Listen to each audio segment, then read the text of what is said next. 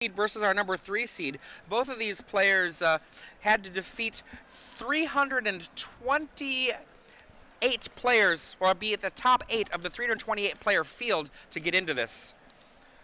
Shardless Bug, a deck that has a lot of tools to fight against this, but we'll have to see what happens. Michael Burnett was the opponent vanquished by Cam Adkins. William Jensen, on the other hand, he ended up defeating Evan West. Our other matchup, of course, Brad Nelson versus Brian Ronduin. Brad, had a very, very successful year a few years ago. In 2010, he was Grand Prix DC champion. He ended up being Player of the Year. And since then, he's not had as a successful year as he did in 2010, but he is on a tear lately, it seems like. Maybe not the kind of tear that BBD is planning to put together here, though. You can see Glenn Jones, our coverage reporter, giving us some other coverage. You can see the text coverage for our event online at the Star City Games website, so make sure you're checking that out as well. Get all the information you can. Check out our text coverage. Make sure to watch us the entire time that we're broadcasting, and also the Twitter, #SCGINVI. So looking at the matchup from the quarterfinals, Huey's matchup was Sneak and Show versus Shardless Bug, and he dispatched it in, was it just 3-0, I believe?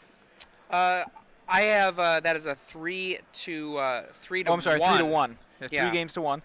So Huey has already dealt with Shardless Bug here in this top 8, so he's got to feel pretty good about the matchup, especially considering he just took care of an opponent playing the same deck. And it looks like we're underway. Huey leads off with a Volcanic Island. Misty Rainforest is the play from Cam. He's going to immediately crack it.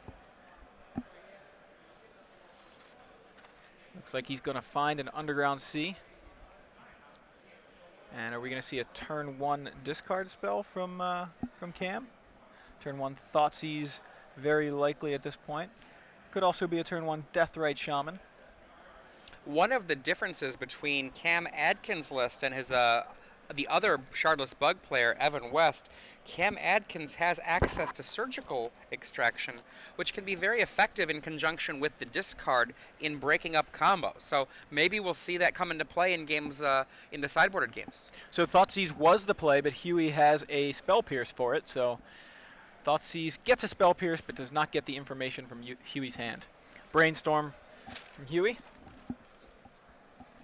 This is a main phase Brainstorm. Has not yet played a land for the turn. His hand appears to have a Ponder. Well, he's got a Scalding Tarn. It looks like a Ponder. Potentially a Sneak Attack there. A couple of Lotus Petals. An Ancient Tomb. And it looks like a Misdirection also in Huey's hand there. He's got a couple of lands. Looks like a couple of Scalding Tarns. Ancient Tomb, 2 Lotus Petal, what I believe to be Ponder, Misdirection, and then Sneak Attack. He's going to put the 2 Scalding Tarns back, and he's going to go ahead and play an Ancient Tomb here on turn 2. He's going to play a Lotus Petal. That resolves. He's going to play a second copy of Lotus Petal.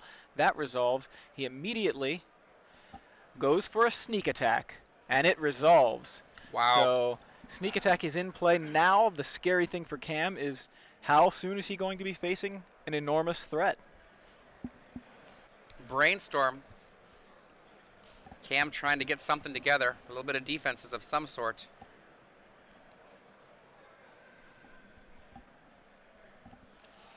Brainstorm, you can see his hand. He's got some Abrupt Decays.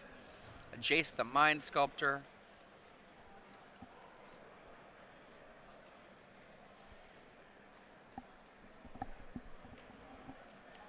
And yeah, Cam, he's sort of under the gun. Now from Cam's perspective, he has not seen Huey's hand, so he doesn't know if an Emrakul or a Gristlebrand are about to hit the board. Now we know Huey doesn't actually have a threat incoming. There's nothing in hand. The top 2 cards of his library were Scalding Tarn, which he just drew for his turn.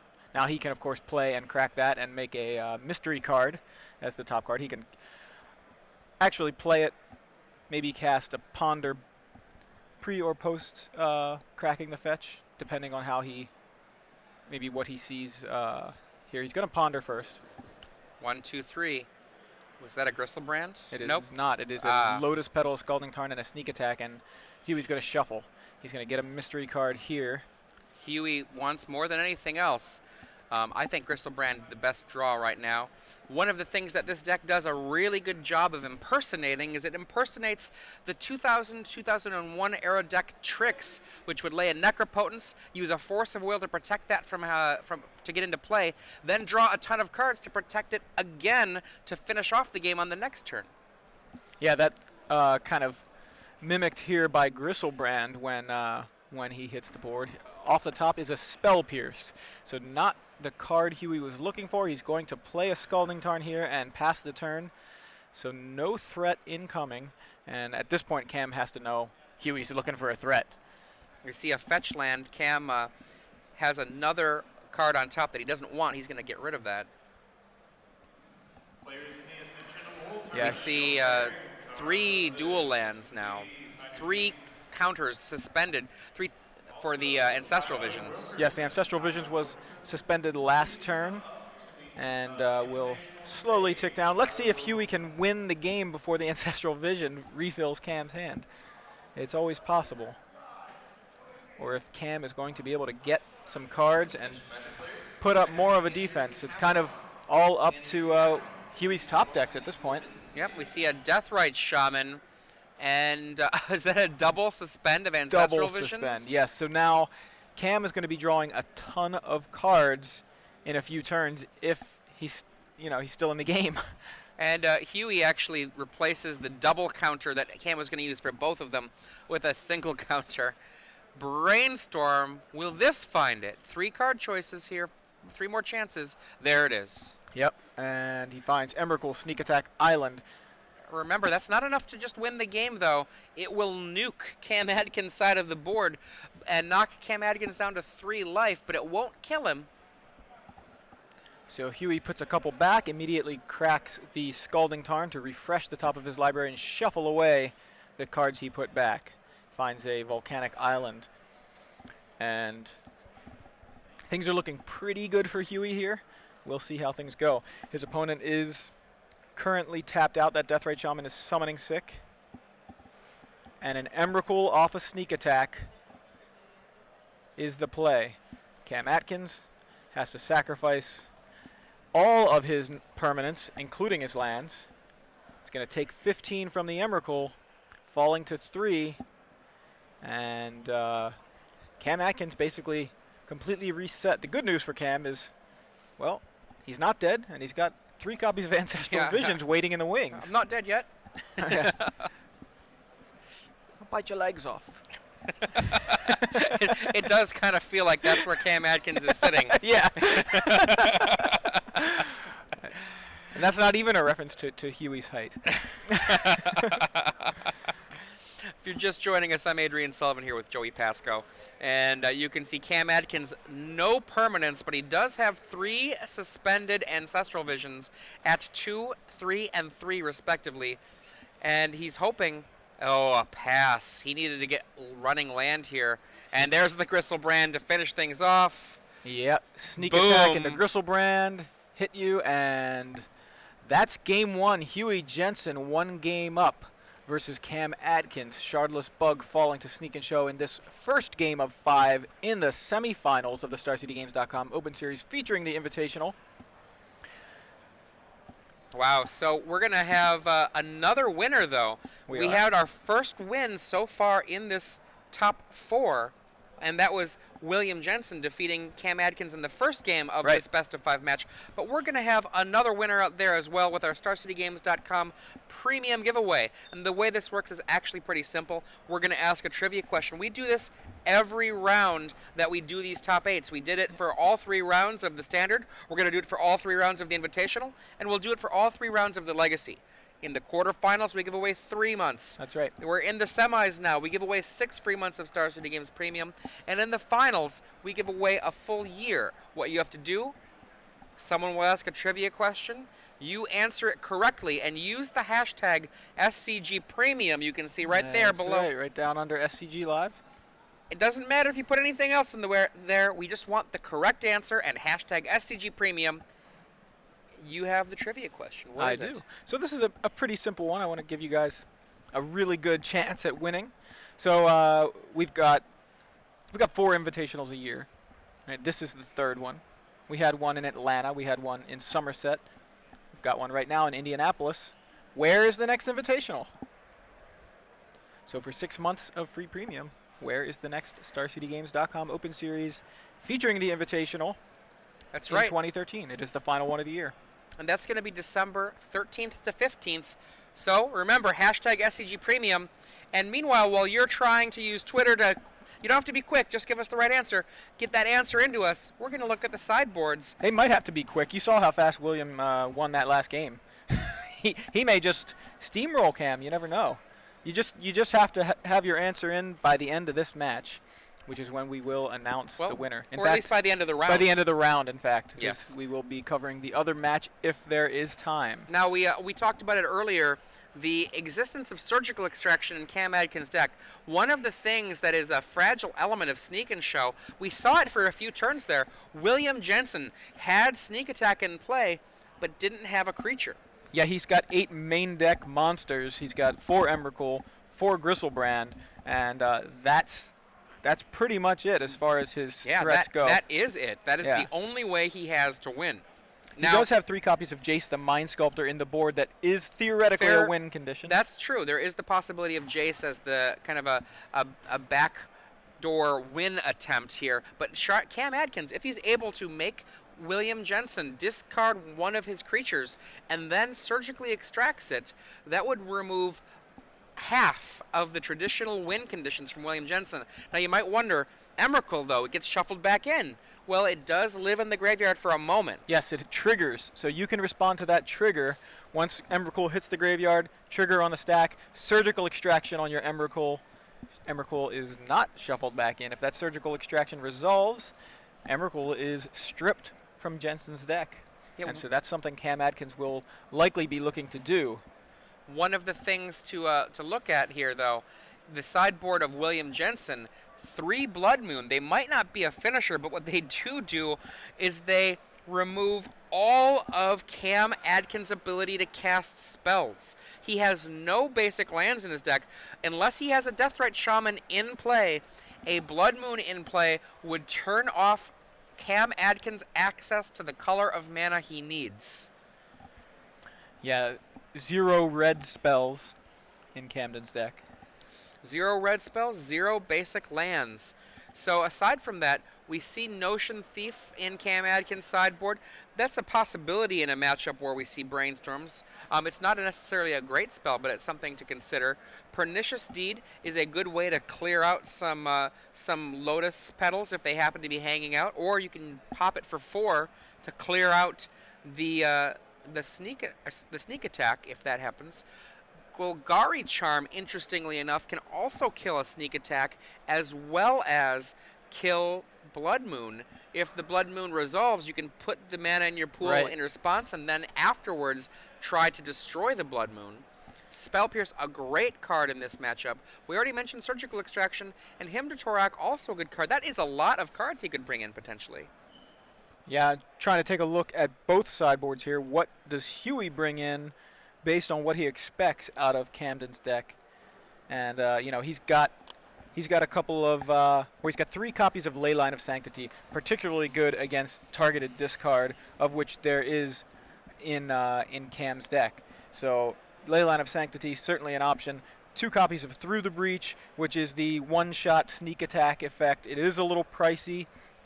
Usually that's there for the mirror more than these sort of matches. I don't know that he would be bringing that in here, but if he really wants access to that effect more, he could certainly do it. He's got 3 copies of Echoing Truth to bounce troublesome permanents such as Ensnaring Bridge and things like that. No Ensnaring Bridges, though, in Cam's deck. But taking a look around to see if there are any troublesome permanents that he might want to bounce. There's nothing that's backbreaking. Yeah, I mean, the only thing that is kind of interesting is if a Notion Thief is in play, Gristlebrand sure looks a lot less exciting. That's true. That's true. But a 7/7 lifelinker can still get the job done. I mean, we saw that yesterday. I don't know if was it you and me or was it was Ricky and I think. Gristlebrand in play never drew a card, but he stuck around for about 3 turns and just didn't use it. So, you know, a 7/7 flying lifelinker is still a formidable threat. And as we kick things off here for Game 2, Cam Adkins on the play. Polluted Delta into Underground C is the first play here from Cam. Down a game versus Huey Jensen here in the semifinals of the StarCityGames.com Open Series featuring the Invitational. These games or these matches are best of 5. Keep that in mind. So Cam does have some work to do, but he just being 1 game down is not too scary. Starts off with a Thoughtseize. We see Emrakul, Gristlebrand, Blood Moon, Force of Will, Lotus Petal, and Land. Wow. So it sounds like a report from our other table, Brad Nelson versus BBD, Brian Braunduin, and BBD has taken Game 1 in the Sneak and Show mirror match. That means at this point, Brian Braunduin has not lost a game in this top 8 so far. And I did see somebody refer to him on Twitter as a mirror master. So that's nice. If that's the case, he's in good shape here. If facing off against Brad, who's playing the same deck, and then if Huey wins, BBD's still in good shape. So Cam trying to decide what to take. Trying to decide what to take with this Thoughtseize. I feel like Blood Moon may be the card, but I guess a case can be made for the. If he's got that surgical extraction, he can do the trick you mentioned and actually take one of the threats and extract it. So that might be something he's considering. I don't see a surgical extraction in his hand though. Didn't get a great look. Okay, what did he grab? Blood Moon, okay. Yeah, he decides, you know what, I don't want to have to deal with that. That is just too much to handle. Yeah, I mean, that will effectively lock him out of the game if he doesn't have any threats on board when a Blood Moon resolves. He may as well just scoop him up. So a Brainstorm from Cam on his second turn as Huey just plays a Volcanic Island and passes. Okay, we can see a Deathrite Shaman, a Maelstrom Pulse, a Creeping Tar Pit. A lot of this hand is closed up a little too hard to read the rest of the cards. Yeah, it looks like an Ancestral Vision there in the back. Maybe another Underground Sea. I see that white border there. It's a Bayou. Yeah, there's an Ancestral Vision. He has to decide what he wants to put back. He's going to go ahead and put the Visions back and the Tar Pit. And oh, there's the Shardless Agent. He can play Bayou here and the Deathrite Shaman. Yeah, so he's a Shardless Agent in hand. This means he'll be able to turn Shardless Agent to cascade into Ancestral Visions. Ancestral Visions has no casting cost, but when it gets cascaded into, you can cast it. Absolutely. And that is what Cam is setting up. Now Huey for turn 2 plays a second Volcanic Island and immediately passes. Cam's going to go ahead and draw that Creeping Tar Pit that he placed on top. Plays a Wasteland, Shardless Agent on the stack into Ancestral Vision. So both of these cards now on the stack. Huey says Ancestral Vision resolves. Go ahead and draw your cards. And I would presume if Vision's resolved, Shardless Agent also resolves. I think Huey would be much more inclined to counter the draw 3 than the 2-2. And we see Deathrite Shaman sits there. There is a fetch land in Cam Adkins' graveyard, so it can produce a color of mana of his choice at will. He does have Spell Pierce in hand if necessary, so that is a live play for Cam. And a Brainstorm at the end of turn from Huey. A Brainstorm at end of turn is an indication that Jensen is less interested in sculpting the perfect hand and more interested in getting things done now. He will have to draw one of the cards that he is putting back. He puts 2 back, he'll have to draw one of them. So this is a concession in a sense to how much time he feels is left to make this game end, as opposed to trying to sculpt the perfect hand for a longer game. So maybe he is going to try to push for it now. So he puts 2 Lotus Petals back and draws 1. He's got a Brainstorm. He's got a Lotus Petal. He's got an Emrakul and a Gristlebrand, I believe. Yes, he still has the Gristlebrand. He has a Force of Will. He does not have a way to get those monsters into play just yet. Another Brainstorm. He knows the top card, so he's going 2 deeper. And Cam with the option to Spell Pierce that Brainstorm if he thinks that that's something that will kind of press his advantage here. And he says, okay, I think Jensen's either trying to represent or actually doesn't have another land. I couldn't tell with his hand before. I don't think he had another land. Okay, yeah, so he's pushing for a land there, and he found 2 lands. He found a Ancient Tomb and a City of Traders, both of which were buried a little ways down. Yeah, 2 soul lands, as they've been referred to, referencing Soul Ring, because they add 2 colorless mana.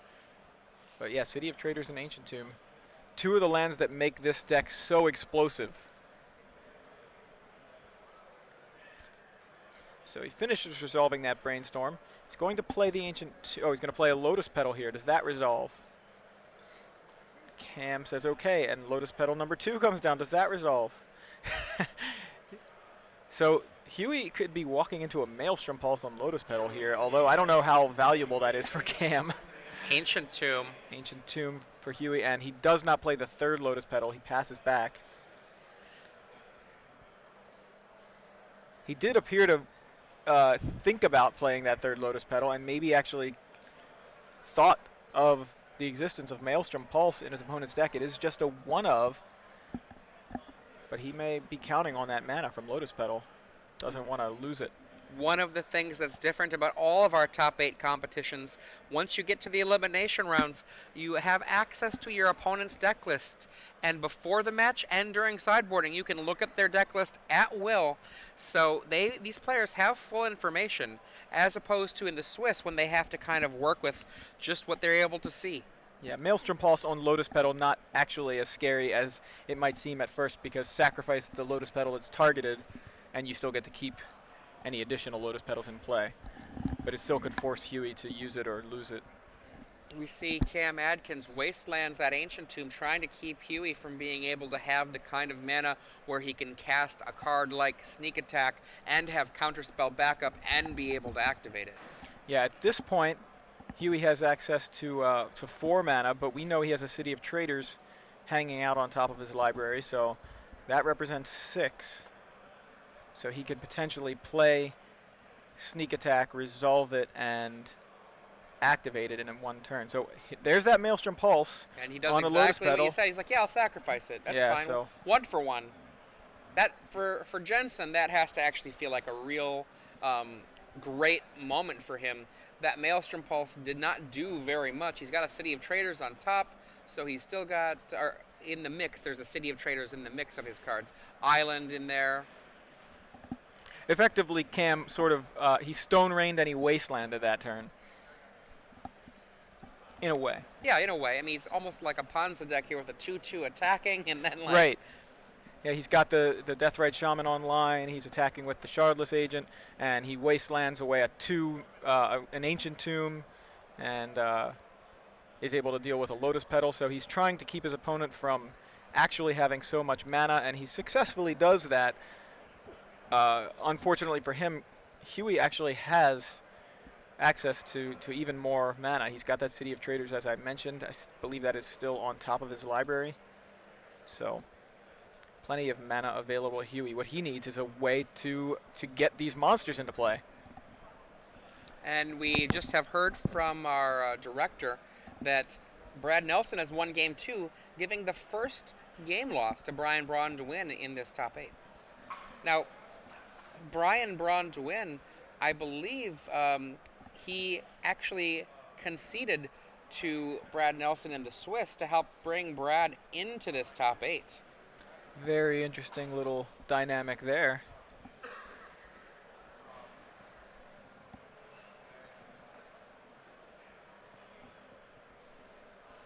Also, Brad and BBD actually played in the top 8 of GP Louisville last week. So that's a little rematch there, and a chance at redemption for Brad. We have a question from Twitter. Cad Thrasher 28 asks if William Jensen, is he a nice guy? I can't get a read on him by watching the streams. And I've known Jensen now for a very long time, and it's really amazing, when you come into a Magic tournament, people come up to him. He's always willing to talk to anybody, always really nice. I think that he's one of those players that there was a time long ago he was one of the feared players on the Pro Tour. But these days, he's just a really nice guy. Yeah, absolutely. I just met him, I believe, last year for the first time, and he is a very, very nice guy. He might not seem that way to his opponents, though. It's probably still not a bad idea to fear him when you're playing against him. Or at least fear the potential to play against him.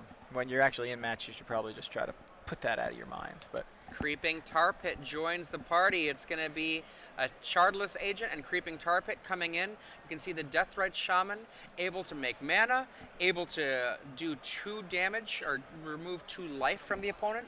So this is actually a very short clock for William Jensen.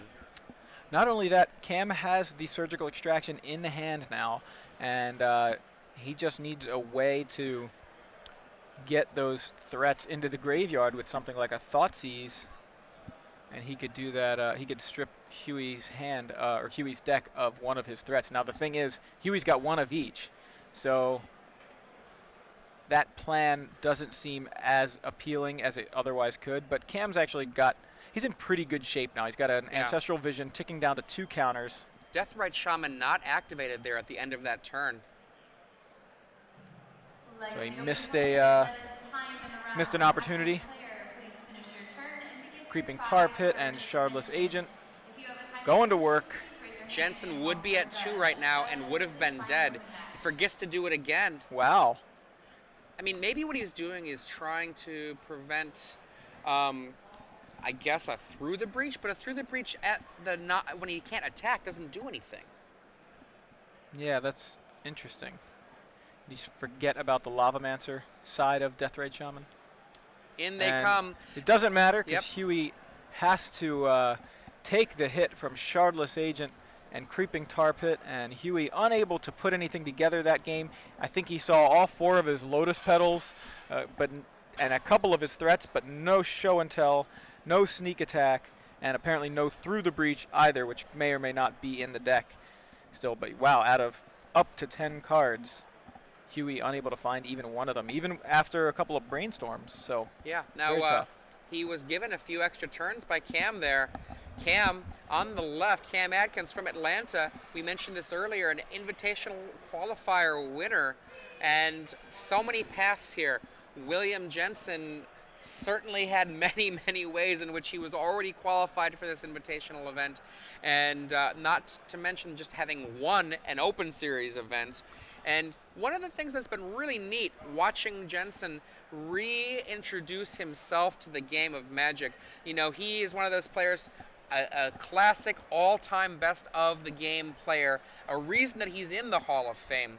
But 2 of the people that you see him with all the time now on the Pro Tour, they are not from that old school time. No, he spends a lot of time on the Pro Tour with Owen Turtenwald and Reed Duke. You can usually see those 3 hanging out at every event. Often playing the same deck. Yeah. I think if you're in an event and all 3 of them are there and you happen to play against one of them, I think you can pretty much count on the fact, or at least be aware of the fact that it's likely that the other 2 are also playing that deck. And if you are faced up against one of them, you can kind of plan accordingly.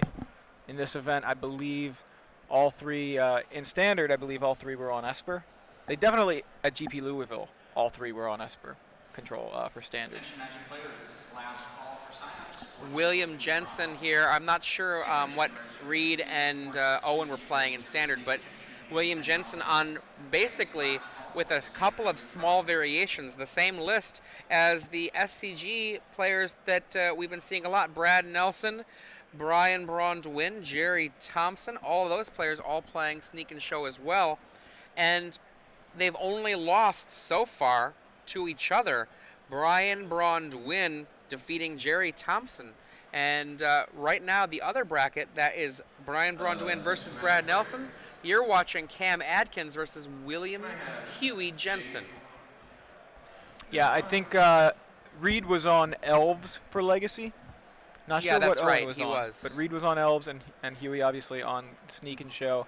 I can't remember for sure, but I think Reed was also on Esper. Actually, I'm pretty confident now. Reed was on Esper for Standard. He wrote about it this week on Star City, and I'm pretty sure we had him on camera playing Esper as well. So Esper, pretty popular deck this weekend at the Invitational and in the Open Series. Ended up taking it down earlier this morning. Harry Corvasi with Esper Control defeating an Esper Control deck in the finals. Well, this has been a long weekend. Already we've had 31 rounds of Magic, plus however many Legacy Open rounds. I'm guessing we're at least in round 4. So that's around 35 rounds of Magic between the Invitational, the Standard Open, and the Legacy Open. And there's going to be more yet. Yeah, that's a lot of Magic. And these players evaluating their opening hands here. Neither of them look perfectly happy. Huey, in fact, is going to go ahead and mulligan this.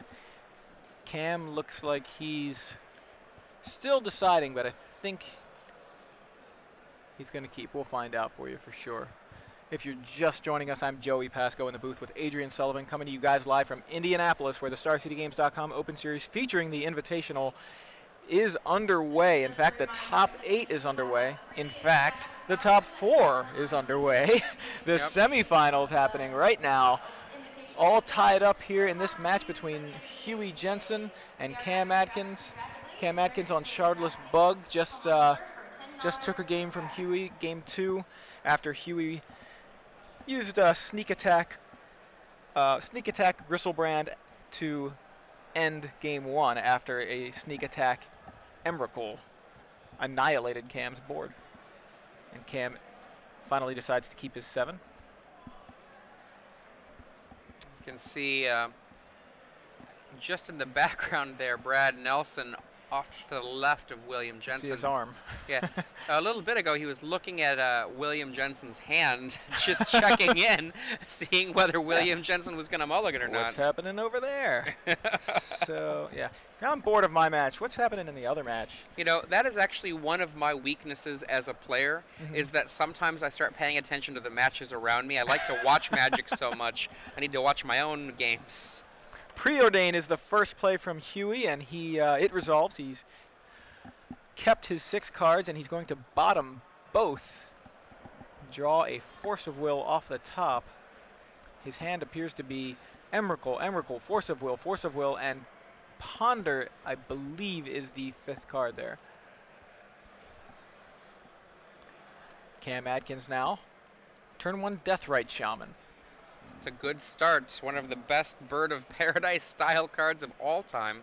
Ponder was that other card, and I believe we saw Brainstorm drawn for this turn. Huey's going to go ahead and cast a Ponder. Find Spell Pierce, Gristlebrand, and Daze. Does he want any of that? He is short on mana sources. He has 1 land in play, and that's it. So he's going to go ahead and shuffle this away, hoping to find a land on top. Or at least some source of mana. Cam Adkins with a Shardless Agent, and it looks like a Golgari Charm in hand. The Ponder's still being resolved. Remember, there's going to be a card draw coming still.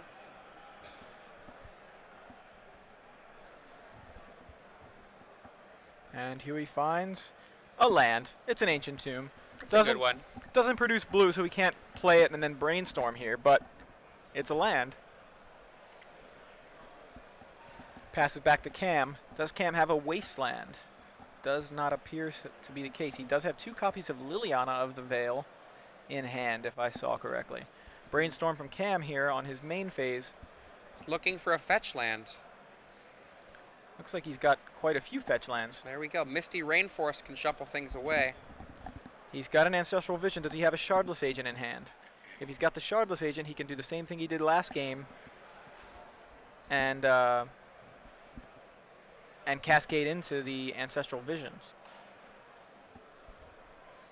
That looks like how he set things up, although he's changing things around a little bit. I don't know if he's got the Shardless Agent. I haven't had a good enough look at his hand. There's a Shardless Agent. There is a Shardless Agent? Okay, yes. So he could definitely set things up here to go Shardless Agent into Ancestral Vision. Now I'm trying to see actually if he has... He has to play a fetch land so that he can get mana off of the Deathrite Shaman. And this is a hard decision here for Cam. One of the things that is a real issue is that if he taps down his mana, what ends up happening with Huey having that 3 mana right now, potentially 4 mana, plus even more if Lotus Petals are involved, Cam might only be able to cast one Spell Pierce style card to be able to resist whatever Huey might throw at him. So he's being a little cautious here. We see the fetch land. And he passes the turn. So I believe he's setting up for that Shardless Agent into Vision. He does have the Agent in hand and a Vision in hand, so see a Golgari Charm in hand as well. Main phase Brainstorm from William Jensen. Jensen finds Lotus Petal, Show and Tell, Ponder. And now he's got some threats, and he's got a Show and Tell, and I believe he's also got a Sneak Attack, and he's got 2 Force of Will in hand. Or available. He does have to put 2 cards back. No. Yes. Brainstorm's not that unfair. It's a pretty good card, but Ancestral Recall, that takes a little bit bigger of a format than Legacy. Yeah. You have to go all the way up to Vintage for that. Type 1 for the old school players. So Huey's trying to decide what he wants to put back, but he's in reasonable shape to have to assemble the combo and protect it based on the cards available to him now. He's got 2 Force of Will, he's got a Ponder and a Show and Tell, so I think he put at least a single Emrakul on top. I believe he had access to 2 of them, and I'm thinking he put both on top, in fact. Yeah, we see Cam Adkins shuffling away. He does have an Ancestral Vision in his hand, so he did not set up the Shardless Agent to be able to interact with the Ancestral Vision like that. Instead, he wanted just to shuffle away some cards. He didn't like those ones. Going to see if he's going to do anything else at the end of the turn. Yeah, that actually wasn't going to work the way I was thinking. I was picturing that there was a fetch land already in the graveyard, but it wasn't actually there yet. And if he had to crack the fetch land to cast the Shardless Agent, the Ancestral Vision's not there anyway. We see put it there. We see an activation of the Deathrite Shaman now, and that does 2 damage to William Jensen. So did not miss the opportunity there. And now Cam with access to 3 mana, up to 4, and he's going to go ahead and use the Deathrite Shaman for a mana, and he's going to cast Shardless Agent. He leaves open an Underground Sea. Cascade trigger on the stack. All right, Cascade. Cascade's into land, Tarmogoyf. That just made the clock really big. Now Tarmogoyf, do you want to stop that, William Jensen? So Tarmogoyf currently on the stack alongside a Shardless Agent. I think Huey's more interested in protecting his combo than his life total at this point, because knowing that he actually does have the combo. Yeah, that Tarmogoyf is only a 2/3 right now. That can change very rapidly, however.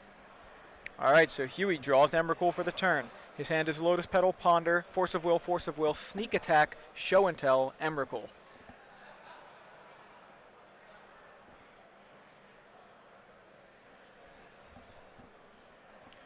He can cast Show and Tell.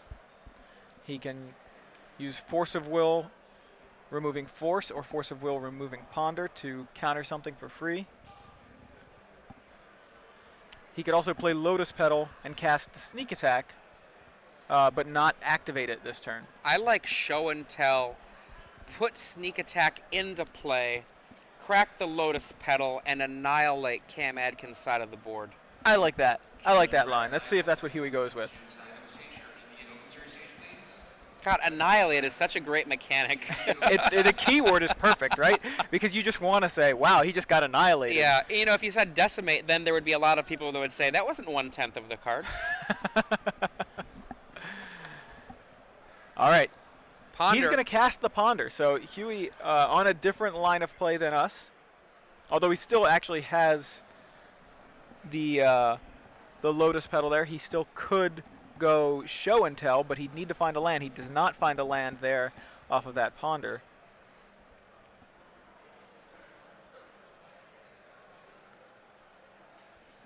Now, one of the things that Huey does by making that play, he's not actually threatened with death yet, so he's trying to be a little bit protective before he goes for basically not quite an all-in, but pretty close. Remember, Cam Adkins' deck does have counter magic, including Force of Will. Yeah, so Huey playing a little conservatively in the face of a 2-3 and a 2-2. I mean, he's got and a time. 1-2. Yeah, exactly. Like he doesn't. I don't mean conservatively in the sense that he's playing too slow. I mean he doesn't need to play aggressively here because he's not facing down any significant threats, as you kind of mentioned. So a show and tell is the card drawn off of the Ponder. Welcome to round 5. And Ponder finishes resolving. That's a good hand, though. Yeah, the scary thing. Yeah, so the scary thing about using. He casts the show and tell. I mean, sorry, he casts the Lotus Petal, does not cast show and tell, passes the turn. Scary thing about going sneak attack into Emrakul is Emrakul will hit the graveyard, and if a surgical extraction was available, then Cam could extract the Emrakuls. But Cam finds Wasteland, which is going to do some work, take out the Ancient Tomb. That was a really big deal. Yeah, it was. Grows the Tarmogoyf.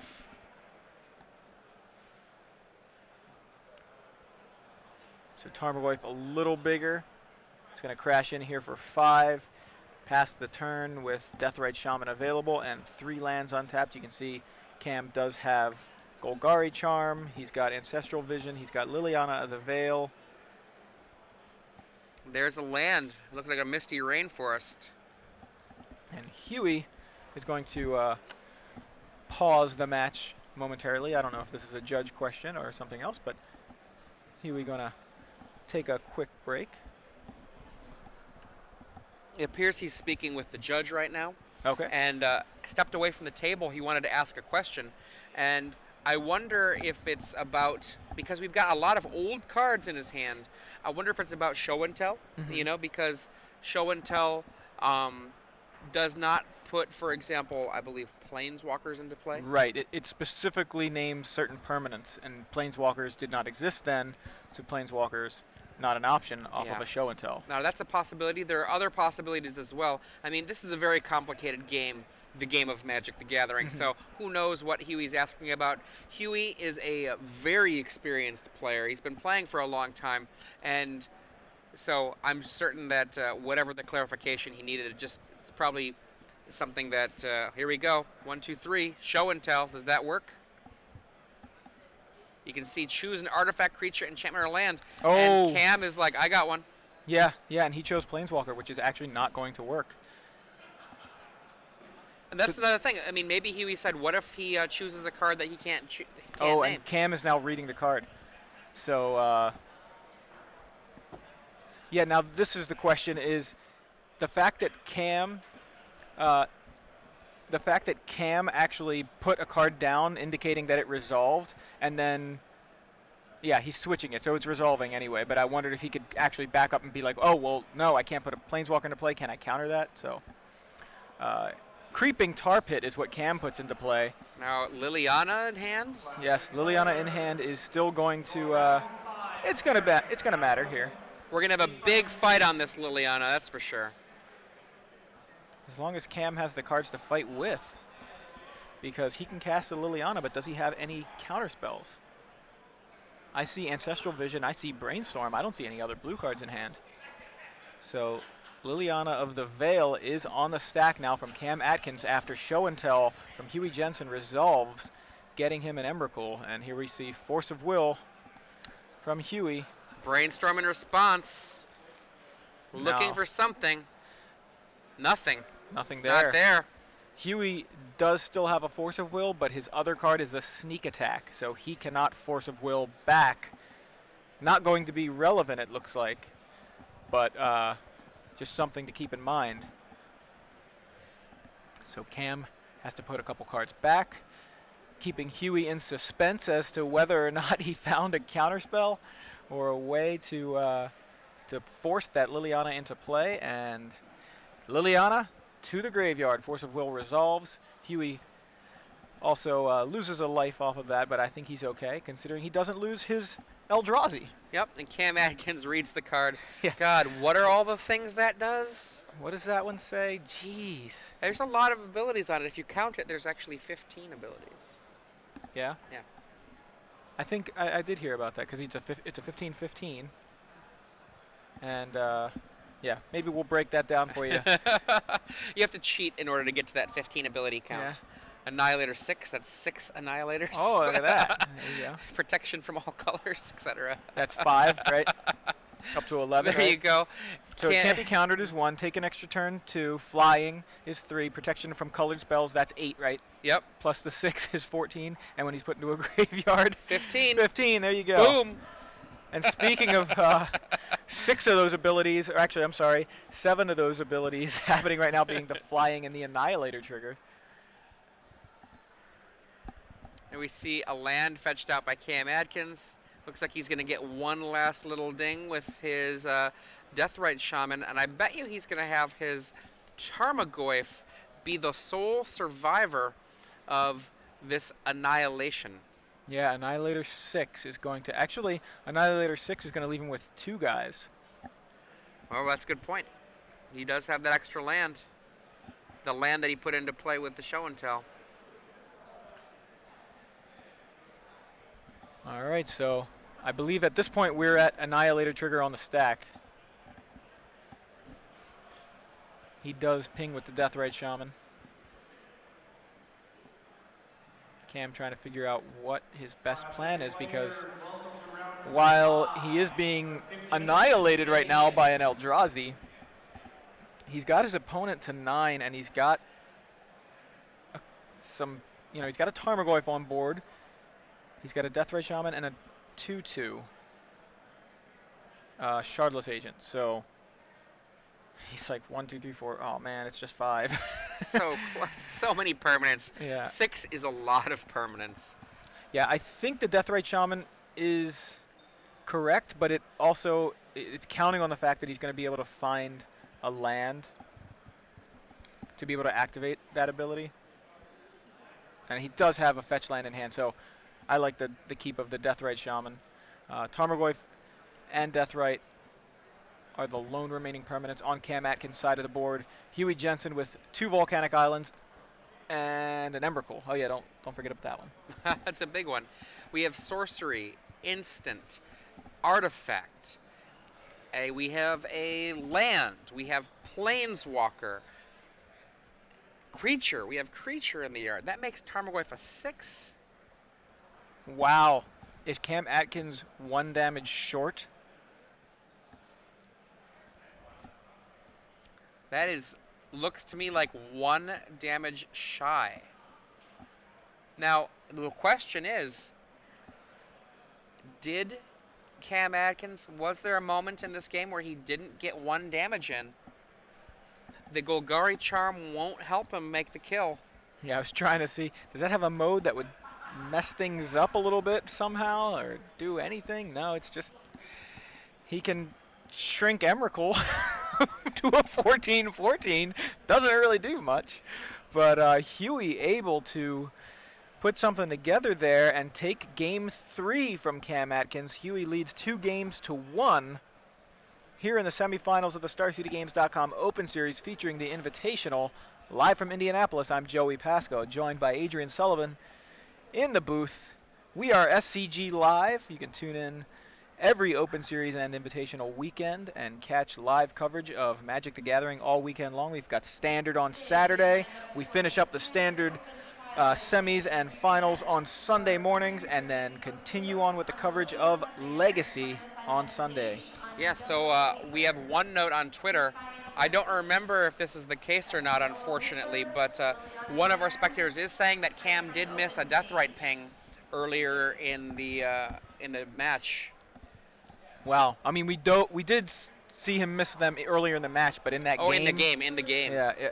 I mean, we'd have to go back and look for sure, but yeah, that would be kind of heartbreaking, I'm sure. What a dagger. Yeah, I mean, and we have another person saying the same thing, that yes, Okay. Cam did miss one ping, and he had Jensen down to 1 life there at the end of that game.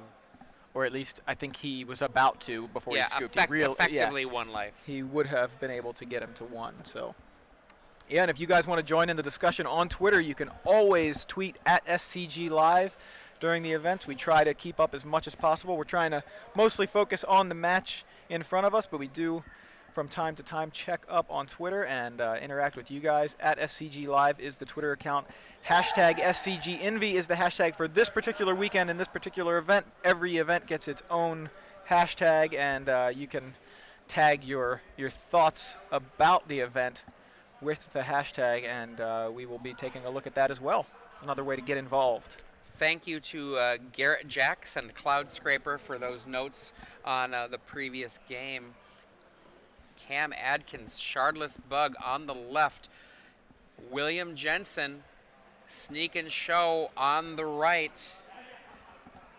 These two players had a long weekend of magic. Cam Adkins now, he's the number 3 seed.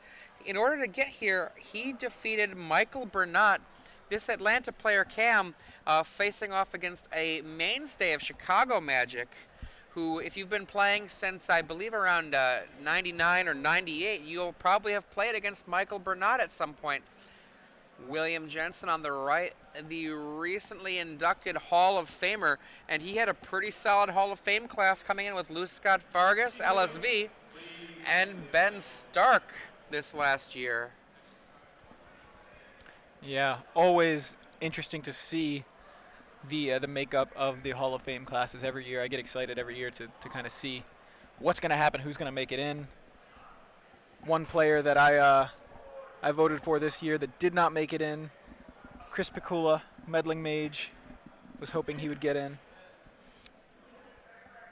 You can see one of the things I do wish. Chris Pikula, obviously, the Meddling Mage, the original art Meddling Mage. I really hope that if they ever print Meddling Mage again, that they make sure to put Chris Pikula's likeness on it. I think that that's an honor that should be continued to be reserved for the Magic Invitational winners. Now look at this, opening the game, William Jensen, a turn 0, as it were, Ley Line of Sanctity. This is a good way to say no, no, no, Thoughtseize. That's right, that will protect Huey's hand from discard spells like Thoughtseize, and that's about the best way to play. I mean, that is the best way to play a Ley Line. Turn 0. You can actually begin the game with it on the battlefield. In fact, it kind of feels bad to have to pay 4 mana for that. Obviously, Huey, very unlikely to be able to cast that unless he's got some Lotus Petals. But he gets it this time because it is in his opening hand. And a Brainstorm being resolved here for Cam Adkins on turn 2.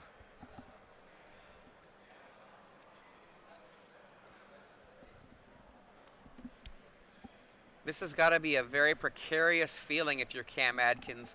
Your opponent starting the game out up 2 games to 1 against you and immune to a whole portion of how you interact with their deck. Volcanic Island fetched up from Huey's Misty Rainforest there.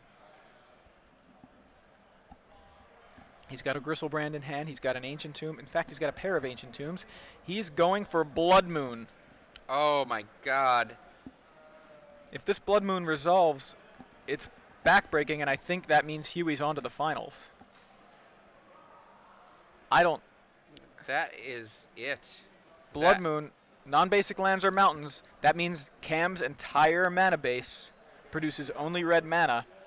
I think that's it. I think Huey just went beatdown with enchantments. And Cam, unable to float that green-black. He could have if he hadn't brainstormed, but if he could have floated green-black there, let it resolve, and then cast the Golgari charm, as you suggested earlier in this match.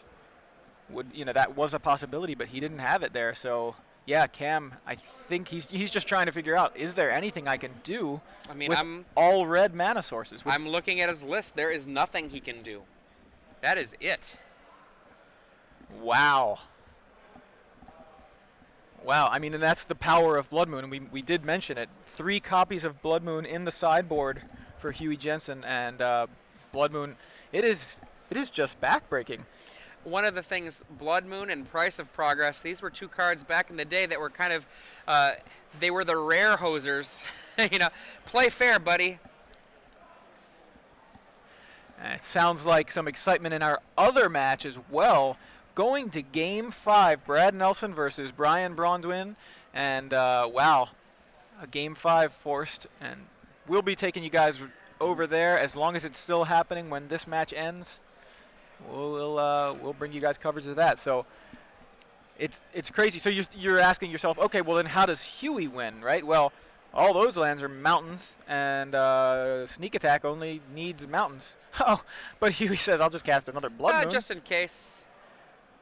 So we're going back and forth with just draw land go for the most part. Huey just waiting to draw into a Sneak Attack, pretty much. I mean, that's about his only route to victory, but it is a sure thing when Cam Adkins can do nothing else. Through the Breach would also work. Well, I mean, also he can hard cast Emrakul. Sure, you're right. I'm sorry. He can hard cast Emrakul if he does not find a Sneak Attack before he has access to 15 mana.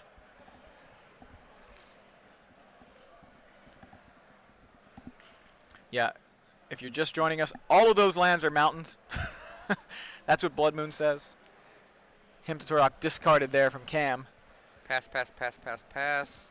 Yeah, I mean, we've looked at the lists. Adrian and I don't see any way for Cam to win this game unless... There is a way. There's a way. I've come up with one. Okay. Cam could try to Force of Will the threat card and then Surgical Extraction in order to deck William. All right.